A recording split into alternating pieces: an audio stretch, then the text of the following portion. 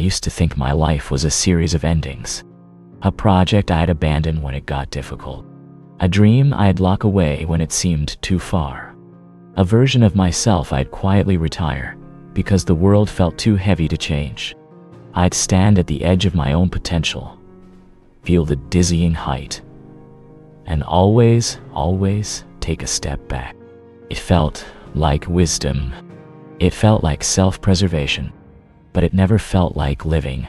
Then I stumbled upon a fact, a small, quiet piece of information that unstitched something in me. It was about the human body, but it felt like a key to everything else. It's this: the human body replaces itself almost entirely every 7 to 10 years. Every single cell, with a few stubborn exceptions in the heart and the brain, is renewed. The you that exists today is physically not the you of a decade ago. Your skin, your bones, your liver, your lungs, they have all shed their old atoms and built new ones from the food you eat, the air you breathe, the life you live. Think about that for a moment. The body you have right now, the one that carries your aches and your exhaustion, is not the same body that failed you all those years ago. It's a new one. It has been rebuilding itself this whole time, without your permission, without your conscious effort. It is an act of profound biological faith in the future. Your body, in its silent cellular wisdom, has never given up on you. It has been patiently, relentlessly, building you a new chance, over and over again. And that got me thinking, if my very atoms have the courage to turn over and try again, what is my excuse?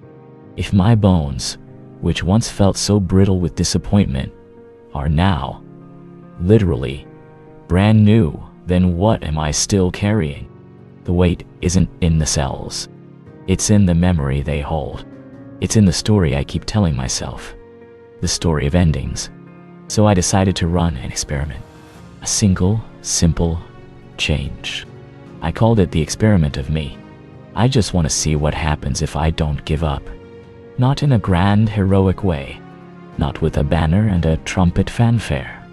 But quietly, stubbornly, like a seed in the dark soil that has no guarantee of sunlight, but pushes upward anyway. Not out of bravery, but out of a primal, cellular imperative to simply easy. What if I don't stop? What if I let my curiosity be stronger than my fear? You see, we're taught to frame our efforts in terms of success and failure. I must succeed. I need to win. And that binary is a cage. It sets up two doors, and both of them are terrifying. One leads to the judgment of the world. The other, to the judgment of yourself. But there's a third door we never look at. It's marked. What happens next? It's not about winning. It's about witnessing. It's about staying in the room long enough to see the dust settle and find out what the new shape of the room is. This shift from a performance to an observation changes everything. The pressure doesn't vanish, but it transforms. It's no longer about proving I'm good enough. It's about discovering what enough even looks like when it's not defined by an outcome, but by a process. It's about curiosity over fear. I remember the first time I truly understood the cost of quitting. It wasn't a dramatic moment of failure. It was a quiet, gray Tuesday. Years after I'd let a particular dream die, I was going through an old box and found a notebook. Scribbles, ideas, a map of a world I was going to build. And in that moment, a ghost sat down beside me. It was a version of me.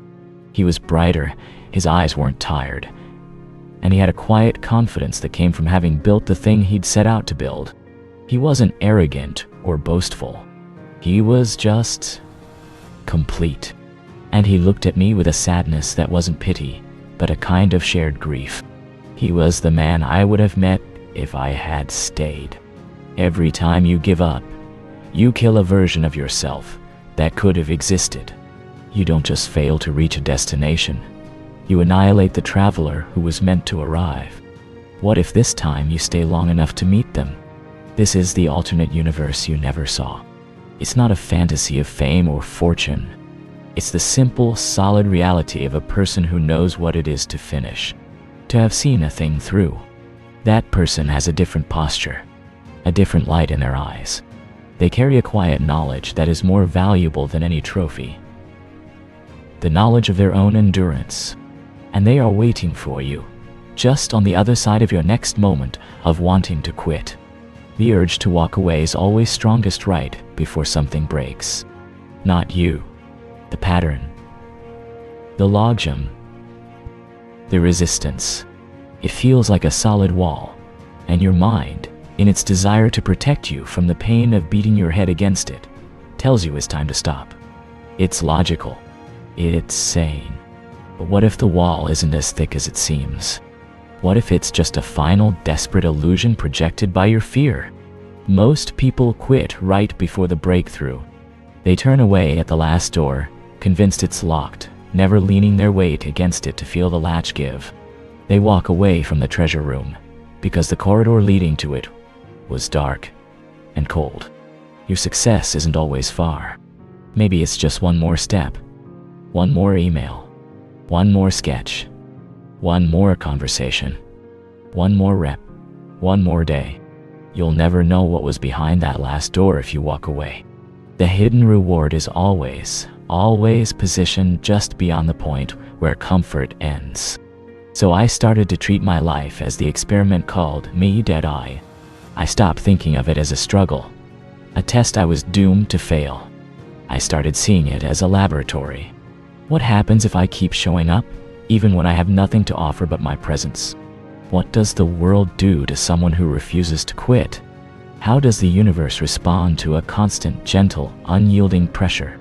It doesn't respond with a sudden, magical windfall. At first, it responds with more resistance. It's like the universe is testing your resolve. Is this a momentary whim, or is this a new law of your nature? And when the universe understands that you are serious, that this is not a negotiation, something shifts. The obstacles don't disappear, but they begin to feel different. They feel less like immovable objects and more like training weights. You stop asking, why is this happening to me? And you start asking, what is this teaching me? This is where curiosity becomes a form of survival. Motivation is a firework. It's bright, loud, and beautiful, and it burns out quickly, leaving you in a darker night than before. Motivation is the friend who shows up for the party but leaves when the cleaning begins. Curiosity is the quiet friend who stays behind. They help you wash the dishes. They sit with you in the quiet and ask, what if we tried it this way? When motivation dies, curiosity survives. I'm tired becomes, but what if I keep going for one more week? One more month? What would that look like? What small, almost invisible change would occur? Curiosity is a slow-burning fuel. It doesn't need the spectacular. It feeds on the mundane, the incremental, the simple act of not turning off the alarm clock. And slowly, imperceptibly at first, the universe begins to bend. Life bends for people who refuse to break. It's not that life gets easier. You get stronger. And your strength communicates something to the fabric of reality. It says, I am a force here. The universe eventually moves out of the way for someone who constantly pushes. Not with aggression, but with persistence. It's the water that wears away the stone. It's the root that cracks the concrete. It is a law of physics applied to the human spirit. A body in persistent motion tends to stay in motion, and eventually finds a path through the inertia. This became my challenge to myself. Not to prove others wrong. Not to impress my parents, my friends, my critics. Those are external validations, and they are fickle mirrors. This was something more intimate, more sacred. It was a challenge to see what happens if, for once, I don't betray myself. If I don't be the one who tells me I can't. If I don't be the one who turns out the lights on my own dreams. The pain of failure is nothing compared to the quiet, lingering shame of self-betrayal. Failure is an event. Self-betrayal is identity. I began to see my life as a book I was writing, day by painful, beautiful day. And I realized something about all the great stories I've ever loved. The hero's journey, the epic tale, the gripping novel. They all share a common hinge. The story only gets good after the main character refuses to quit. Luke Skywalker doesn't become a Jedi when he gets the lightsaber. He becomes one when he chooses to trust the Force and make the impossible shot after Obi-Wan is gone. Every great narrative arc turns on the moment of endurance. So what happens if you keep turning your own pages? What incredible chapter are you about to write, simply by not closing the book? There is a profound and painful truth that finally anchored me. It's the truth of equal suffering. Giving up hurts. It hurts with a sharp, specific ache. The ache of regret. The phantom limb of a future you amputated. It's a clean cut at first, but it throbs for a lifetime. Working hard also hurts. It hurts with the burn of muscle fatigue, the fog of exhaustion, the sting of criticism, the weight of uncertainty. So you are going to suffer. You are already suffering. The pain is inevitable. One path has the pain of struggle followed by the possibility of a reward, the reward of knowing who you became by walking through the fire. The other path has the pain of surrender, followed by the certain reward of regret. You're already suffering. Might as well get something from it. Might as well pick the pain that builds a monument, not the one that digs a grave. And all of this entire experiment, is a pilgrimage to meet someone, a future you. In 5 years, there is a version of you living a life you can currently only dream about. He isn't a stranger. He is the logical, beautiful conclusion of every difficult choice you are making right now. He is the man who looks back at this moment, this exact moment where you feel like stopping, and he smiles. Not a smug smile, a smile of deep, heartfelt gratitude, because he knows you could have turned back. He knows how tired you were. He knows how loud the voices of doubt were. And he is so thankful that you kept walking. You only meet him if you keep walking. He is waiting at the end of this path, not at the end of a different one. This is the one change.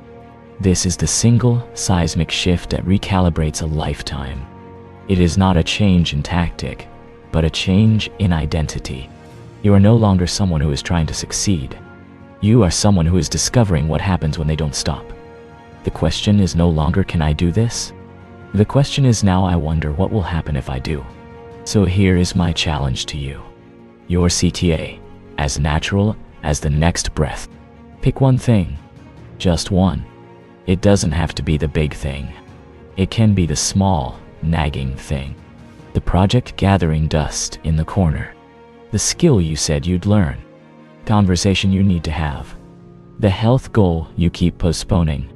And for the next 30 days, do not quit. Your only job is to not declare it over. Your only job is to not walk away. You don't have to make massive progress every day. Some days, your only victory will be that you didn't quit. You looked at it. You touched it. You did one small, pathetic, magnificent thing to keep it alive. And that is enough. Because you are keeping the alternate version of yourself on life support. You are staying in the experiment. Be stubborn. Be curious. Be the scientist of your own potential. Let your body's silent, cellular faith in renewal be your guide. Your very atoms are on your side, building you a new foundation every single day. Honor that biological miracle with your psychological will. The universe is waiting to see what you will do. Future you is waiting to thank you. The story is waiting to get good. Don't quit before the breakthrough. Don't kill the ghost who wants to live. Just see what happens. I just want to see what happens if I don't give up. Let's find out together.